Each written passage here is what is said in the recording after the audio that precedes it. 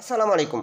আপনার চলাচলের রাস্তা যদি আপনার প্রতিবেশী বন্ধ করে দেয়, কিভাবে আপনি আপনার চলাচলের রাস্তাটা আপনি উদ্ধার করবেন? কিভাবে আপনার চলাচলের অধিকারটা আপনি রক্ষা করবেন? হোক সেটি ব্যক্তি মালিকানাধীন সম্পত্তি, হোক সেটি সরকারি সম্পত্তি। আপনার চলাচলের রাস্তা যেহেতু আপনার প্রতিবেশী আপনার সাথে হিংসাবশত বা সে আপনার সাথে ভালো অবস্থান নাই, পারিবারিক দ্বন্দ্বর কারণে সে আপনার এই সম্পত্তিটা বন্ধ করে দিয়েছে। এখন বলছে সে এই সম্পত্তি দিয়ে এই রাস্তা দিয়ে আপনি আর হাঁটাচলা করতে পারবেন না, আপনার ছেলে সন্তানেরা আর এখান দিয়ে স্কুলে বা অন্যান্য কোনো স্থানে আপনি যেতে পারবেন না, আপনি ব্যবসা বাণিজ্য বা অন্য কিছুই করতে পারবেন না। এই রাস্তাটা তারা চিরতরের জন্য বন্ধ করে আপনাকে হুমকি দিয়ে যাচ্ছে। তাহলে কিভাবে আপনার বাড়ির যে রাস্তাটি রয়েছে এই রাস্তাটি উদ্ধার করবেন?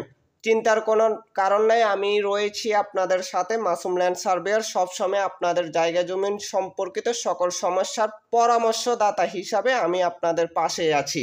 এখন আপনার চলাচলের রাস্তা দেখেন, এটি একটু হচ্ছে আপনার প্রতিবেশীর বাড়ি। এই প্রতিবেশীর বাড়ির সামনে দিয়েই আপনার একটি রাস্তা রয়েছে, এই রাস্তা দিয়ে আপনারা প্রত্যেক দিন চলাচল করতে হয়।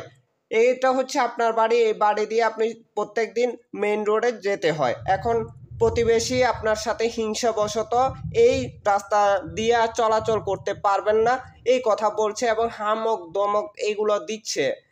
এতে করে আপনি অনেক হয়রানির মধ্যে আছেন এবং লাস্ট পর্যায়ে এসে তারা এই রাস্তাটা বন্ধই করে দিল। এখন কিভাবে আপনি এই রাস্তাটা উদ্ধার করবেন? চিন্তার কোনো কারণ নাই।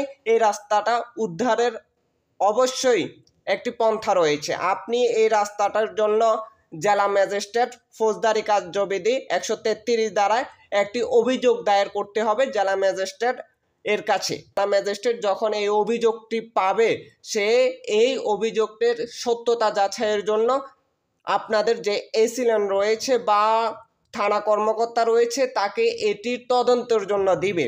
এখন থানা কর্মকর্তা বা এসিল্যান্ড এই রাস্তাটি কি আসলেই কি বন্ধ করে দিয়েছে কিনা তারা এটি যাচাই করবে। এটি তদন্ত সাপেক্ষে তারা এটি দেখবে যে আপনার বাড়ির রাস্তায় এটি ছাড়া কি অন্য কোনো রাস্তা আপনার আছে কিনা। যদি দেখে যে এটি ছাড়া আপনাদের অন্য কোনো চলাচলের আর কোনো রাস্তা নাই, তাহলে সে একটি তদন্ত প্রতিবেদন দিবে জেলা ম্যাজিস্ট্রেটের কাছে।